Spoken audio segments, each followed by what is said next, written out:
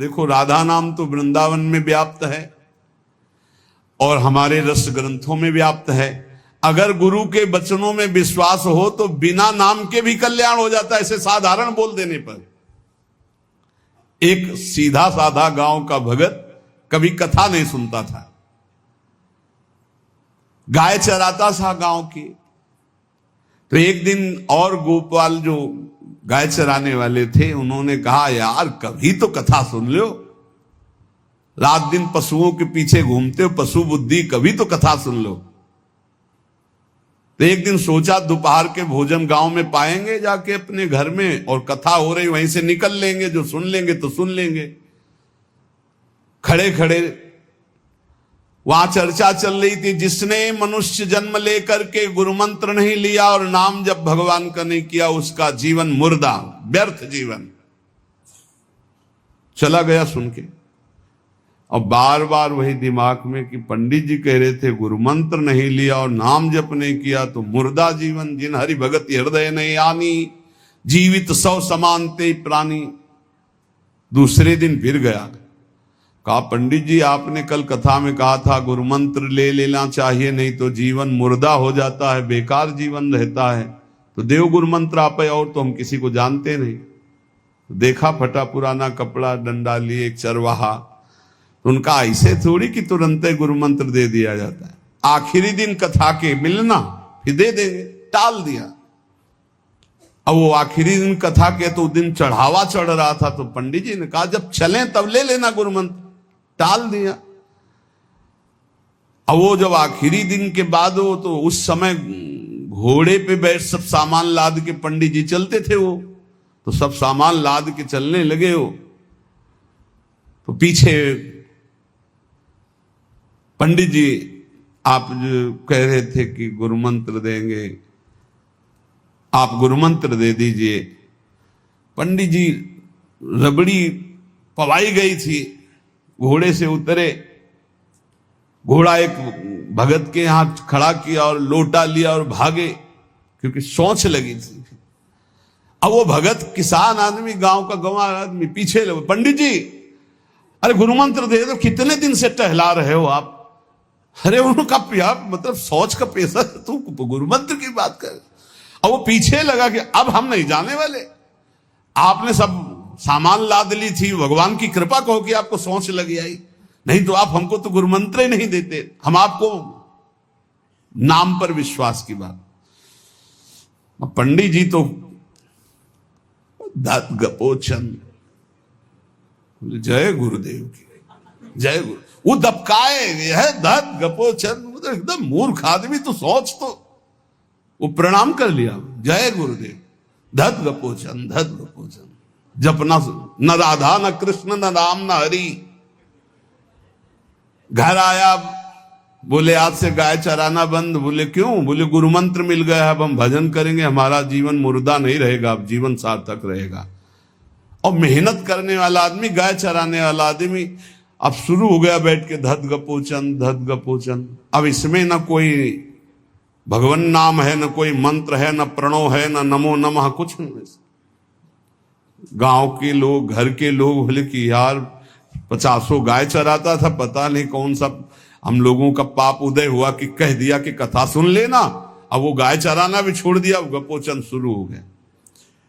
अब उसकी ऐसी लगन लगी, सहज सरल भोले जो होते हैं ना, हरिवंश महाप्रभु कह रहे हैं, मुनि मन ध्यान धरत नहीं पावत, करत विनोद संग बालक भट, दास अनन्य भजन रस कारण, जैसे हित हरिवंश प्रगट लीलानट। लालजू महाराज बड़े बड़े मुनियों के ध्यान में नहीं आने वाले, बड़े विनोदी। रुक्मिणी जी से कहा तैयार हो, भगत के दर्शन करने चलना है। रुक्मिणी जी ने कहा बहुत दिनों बाद आज आपको किसी भक्त की याद आई, प्रभु जरूर कोई महाभागवत होगा, हम चलते हैं। बोले बहुत विचित्र महाभागवत। चले, साधारण वेश में चलना है। जब गांव में गए, उस भगवान तो सर्वज्ञ ही है, उसके घर के दरवाजे में बैठ गए और रुक्मिणी जी से कहा कि पहले तुम मिल के आओ भगत के, फिर हम मिलेंगे। रुक्मिणी जी ने कहा हाँ ये उत्तम बात है, पहले हम उनको दर्शन दे के और दर्शन करके आती है। तो आंख मूंदे से न खाना न पीना धत गपोचन। रुक्मिणी जी ने कहा ये कौन सा नाम भगवान का, न विष्णु शास्त्र नाम में है न गोपाल शास्त्र नाम में है, और कहीं हमने पढ़ा नहीं, ये कौन सा भजन कर रहा है। कहे किसका भजन कर रहे हो, चुप रहा। फिर किसका भजन कर, 2-3 बार तो गुस्सा के आंख खोला, देखा कोई स्त्री, तो बोले तुम्हारे खसम का भजन कर रहे हैं, और किसका कर रहे हैं।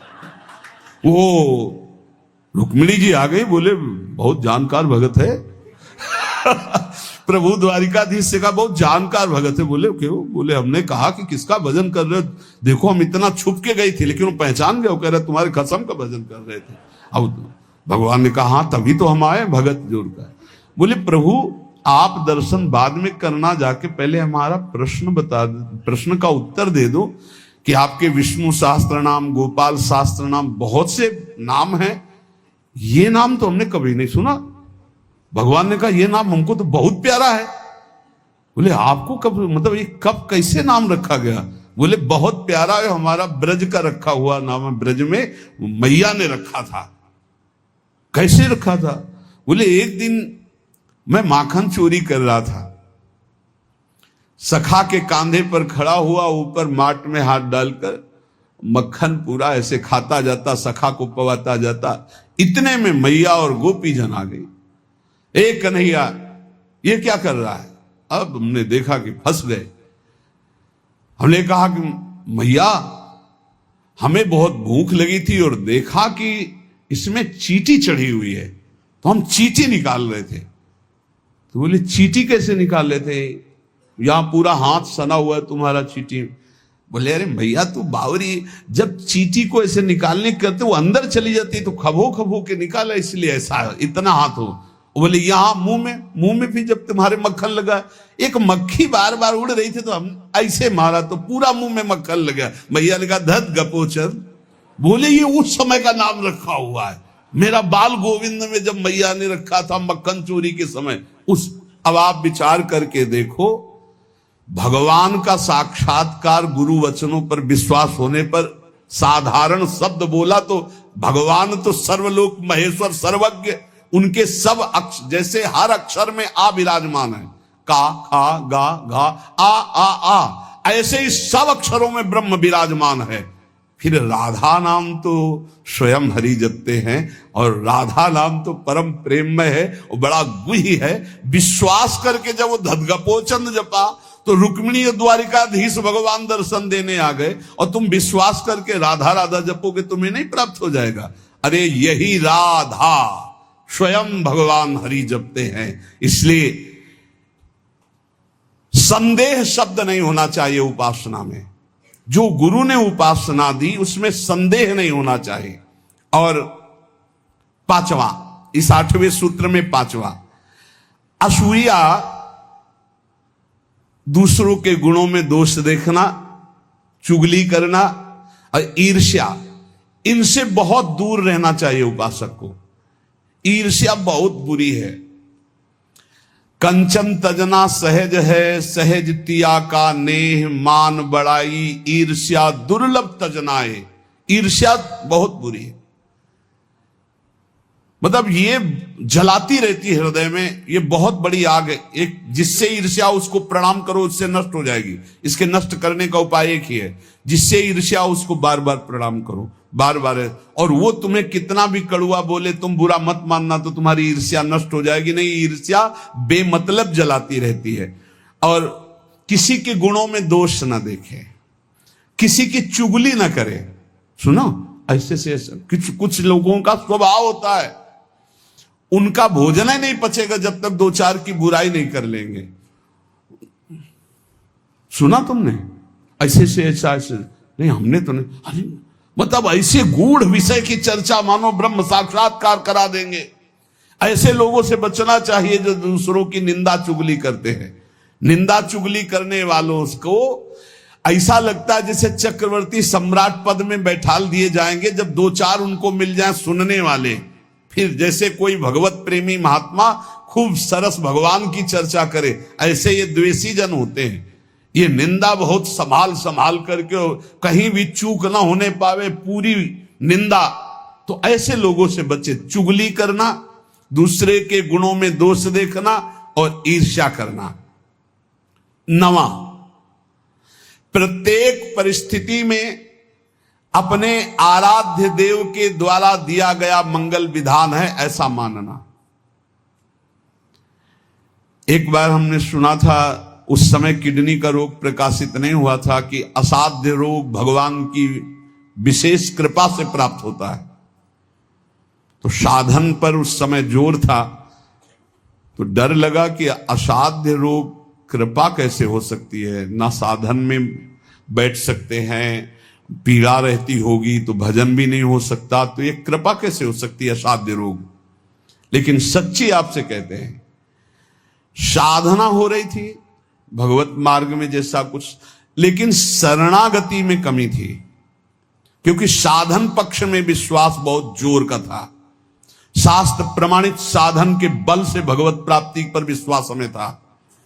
कृपा शब्द का हमारा कोई परिचय नहीं था, कृपा शब्द से हमारा कोई परिचय नहीं था। पक्का समझ लीजिए, क्या कृपा शब्द, ये तो शब्द ही नहीं था, बस साधन शब्द से परिचय था। अपनी इंद्रियों को बस में करो, मन का निग्रह करो और भगवान का निरंतर भजन करके परम पद प्राप्त करो। हर समय अपने साधन में लगे रहो। जब किडनी फेल हुई, साधन शब्द हटा, अब हाहाकार मच गया अहंकार में। अब क्या, फिर जो अहंकार शरणागत हुआ, फिर बात बन गई जो करोड़ों जन्मों की साधना से नहीं बनती, वो इस असाध्य रोग ने काम बना दिया। कह रहे हैं कि प्रत्येक परिस्थिति में पूर्ण कृपा, पूर्ण मंगल विधान देखना, ये 9वां सूत्र है। जैसी भी परिस्थिति आवे, चाहे जितना विकराल रूप लेकर के आ जाए परिस्थिति, कृपा ही कृपा, कृपा ही कृपा सच्ची मानना, परिणाम में देखना बड़ा मंगल और बड़ी कृपा होगी। 10वां, प्रेम प्राप्ति के मार्ग के पथिक का जीवन बड़ा विनयमय, बड़ा विनम्र, बड़ा संयमी, सदाचारपूर्ण, त्यागमय और शांत सुख स्वरूप, प्रेमी महात्मा का ये स्वरूप। बड़ा विनम्र जीवन, बड़ा विनयमय जीवन, बड़ा संयमित जीवन, सदाचारपूर्ण और त्याग रूप। त्याग की चेष्टा नहीं, वो त्याग रूप ही है। प्रभु के सिवा उसे कुछ अच्छा नहीं लगता। कुटुंब देहते जाए छूट सब ही विधि नातो। और अद्भुत शांति, अद्भुत शांति, कोई भी द्वंद आ जाए उसे अशांत नहीं कर सकता। 11वां, श्री राधा माधव के नित्य नूतन परमानंद प्रदान करने वाले पदों का गायन, उनकी सेवा, उनके प्रेमी जनों के दर्शन संभाषण, तब ऐसे प्रेमानंद की तरंगे हृदय में उछलती रहती है जिससे लीला रस में उसका प्रवेश हो जाता है। तब उसका लीला रस में प्रवेश हो जाता है। जीवन भर हमारा एक ही कार्य है साधना का, मय्येव मन आधत्स्व मयि बुद्धि निवेश है। प्रियालाल में मन लगाना है, प्रियालाल में बुद्धि लगानी। बुद्धि का काम है निश्चय करना, मन का काम है संकल्प विकल्प करना। अब निश्चय तो हमारा दृढ़ हो गया कि प्रियालाल ही हमारे हैं, निश्चय हो गया कि सुख है प्रियालाल में, बस ये झूठे संसार में नहीं। अब संकल्प विकल्प करने वाले मन को रूप के प्रियालाल के नाम में, रूप में, लीला में, धाम में लगाना है। श्री भगवत ऋषि जी महाराज कह रहे हैं, हम शिष्य श्यामा श्याम के गुरु, हम श्यामा श्याम। बड़ी ऊंची स्थिति की बात कह रहे हैं। ये तभी होती जब हमारा मन और बुद्धि का निश्चय केवल श्यामा श्याम में है। देखो, ये गुरु शिष्य का संबंध, प्रियालाल से संबंध दृढ़ होने के लिए है। वही श्यामा श्याम अपने स्वरूप का प्रकाश करने के लिए, प्रेम का प्रकाश करने के लिए, मार्ग का ज्ञान कराने के लिए गुरु रूप में विराजमान होते हैं, और कोई दूसरा नहीं। गुरु गोविंद न भेद कराए। लेकिन यह बाहरी व्यवहार का क्षेत्र नहीं गुरु शिष्य का, ये शुद्ध परमार्थ का संबंध है। इसमें लौकिकता की गंध भी नहीं है। इसीलिए कह रहे हैं, हम शिष्य श्यामा श्याम के, गुरु हम श्यामा श्याम। ओत प्रोत अर्पण कियो निज मन तन धन धाम। निज मन तन धन धाम निरंतर अंतर नाही। निस दिन दुख सुख संग असुचि सुचि घर बन माही। नस्वर नेह निमित्त देह नाते सो उपशम। भगवत हमारे प्राण सदा भगवत के हैं हम। भगवत ऋषि जी कह रहे, हम किसी और के न शिष्य हैं और न किसी के गुरु हैं। हम देहाभिमानी गुरु चेला नहीं है। चेला काहू के नहीं, गुरु काहू के ना है। सखी लड़ेती लाल की रहत महल के माहे। रहे महल के माए टहल सब करे निरंतर। दंपति अत्य कुलाए पलक कहूं पर जो अंतर। भगवत भगवत कहां करें नहीं, हम बिन केला ताते हम परिहरे देह मानी गुरु चेला। ये देह मानी संबंध नहीं है। आध्यात्मिक संबंध का आधार है गुरु भाव। ये देह भाव वाला संबंध नहीं कि जैसे भाई बहन और रिश्ते नाते ऐसे गुरु भी बना लिए। ये सिर्फ अध्यात्म का संबंध है। प्रायः देह भाव में ही स्थित होकर के देह भाव को ही गुरु मान लिया जाता है। नहीं, ये देह भाव का नाश करने के लिए संबंध है गुरु शिष्य का। देह भाव को पुष्ट करने के लिए नहीं, नष्ट करने के लिए है। अपने देह की उपेक्षा करके गुरु को सच्चिदानंद के स्वरूप में स्वीकार करना परमार्थ का स्वरूप है। गुरुर् ब्रह्मा गुरुर्विष्णु गुरुर्देव महेश्वरा गुरु साक्षात परब्रह्म तस्मै श्री गुरुवे नमः। तो गुरु का देह मंदिर है, उसके अंदर बैठा हुआ जो परमात्म तत्व वही गुरुदेव है। वही परमात्म तत्व कौन है? श्यामा श्याम।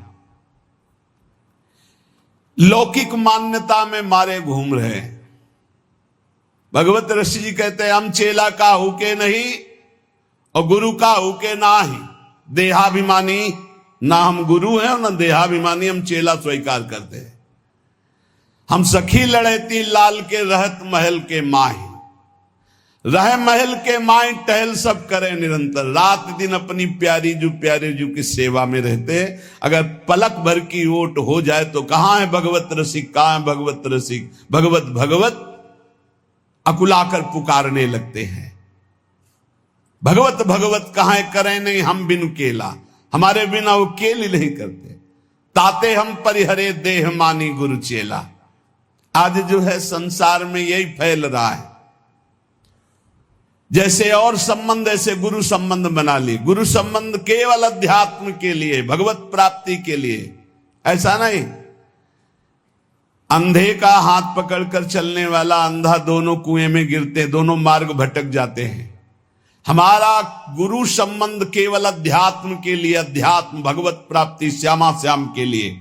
और वहीं देह भाव का विस्मरण करने का सौभाग्य मिलता है गुरु चरणों में। जब उनकी आज्ञा में हम रहते हैं तो हमारा अहम नष्ट हो जाता है। पर किनकी आज्ञा में? जो देह मानी नहीं, जो स्वरूप बोध प्राप्त है, जो शब्द ब्रह्म पार ब्रह्म के अनुभूत महापुरुष हैं, जो प्रियालाल के अनुरागी जन हैं, वो प्रियालाल और उनमें किंचन मात्र भेद नहीं है। इसीलिए हम शिष्य श्यामा श्याम के और गुरु हम श्यामा श्याम। कितनी ऊंची स्थिति। भगवत रसिक जी कह रहे हैं, हम शिष्य हैं श्यामा कुंज बिहारी के और हम गुरु भी हैं श्यामा श्याम के। ये श्यामा श्याम के गुरु हैं।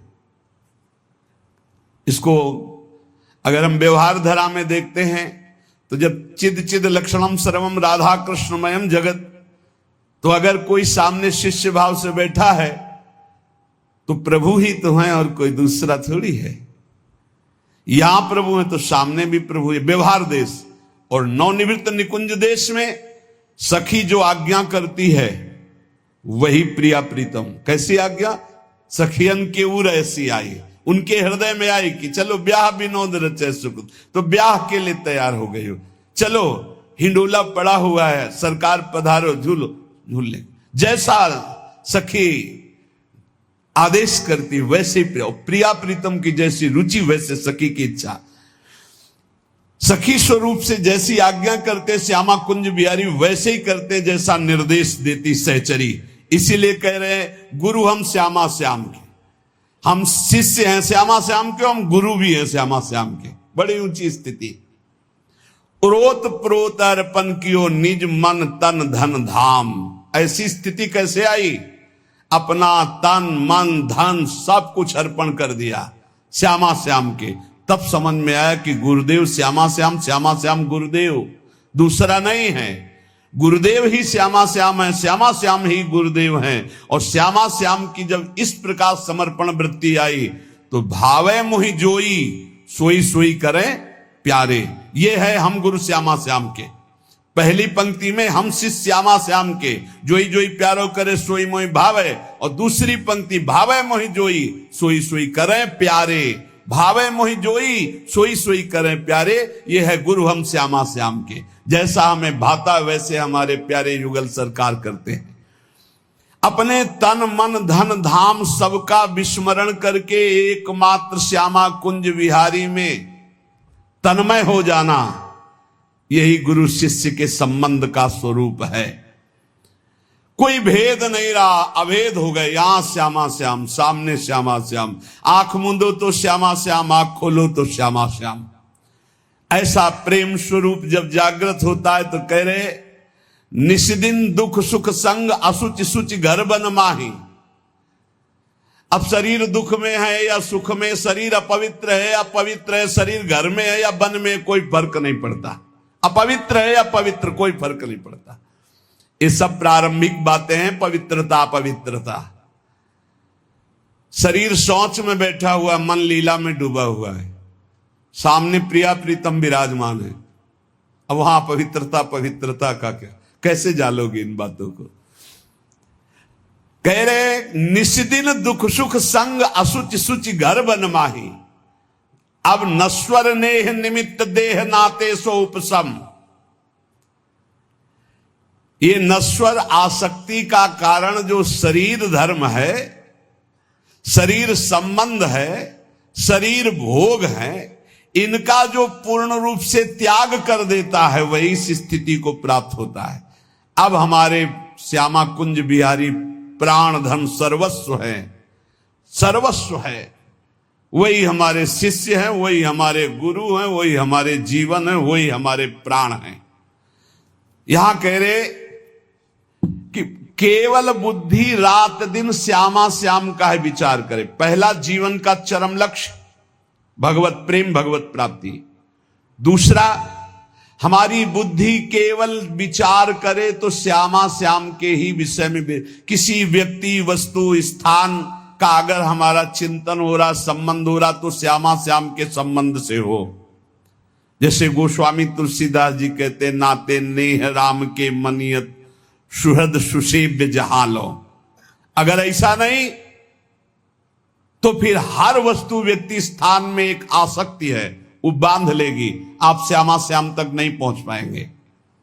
इसलिए बुद्धि का जरूरी है प्रिया प्रीतम में स्थित होना। अगर बुद्धि ये निश्चय कर ले कि परम सुख स्वरूप श्यामा श्याम ही हमारे हैं, हम श्यामा श्याम के हैं, सुख है तो श्यामा श्याम के नाम में, रूप में, लीला में, धाम में। अभी आपने सुना आनंद का तारतम्य। तीसरा, इसलिए अपने जीवन को महाप्रेम में बनाने के लिए जो आप सत्संग में श्रवण करते हैं, ये बड़े सौभाग्य से श्रवण कथन का हमें प्रभु ने अवसर दिया है। हम इसे व्यर्थ न जाने दें, बार बार मनन करो। देखो भगवान की इतनी कृपा हो गई, ये यंत्र मोबाइल आदि जो है अगर इनका सही प्रयोग करे तो ये बहुत सहायक है। एक बार सत्संग हो गया जो पकड़ पाए नहीं, हम 10 बार सुनेंगे तब तो हम पकड़ लेंगे ना। तो 10 बार कैसे सुनते? अगर ये मोबाइल ना होते, ये यंत्र ना होते तो हम कैसे सुनते? बड़ी कृपा भगवान ने की। जैसे जैसे कलयुग हमारी स्मृति का अपहरण कर रहा है, तो भगवान के द्वारा प्रेरित होकर विज्ञान भी वैसी सहायता कर रहा है कि एक बार का सत्संग हमें पकड़ में नहीं आया तो हम 10 बार मोबाइल से सुन सकते हैं। बस हर चीज में गुण दोष है, तो मोबाइल के दोष को स्वीकार न करे। प्रपंच देखना, गंदी बातें देखना सुनना अगर शुरू कर दो तो दिन भर ही उसी में लग जाएगा। मतलब की बात देखो, संत महापुरुषों के सत्संग को सुनो और उसका मनन करो, उसको अपने आचरण में उतारो और एक क्षण भी नाम से विलग न रहो। जीवन का परम लाभ शेष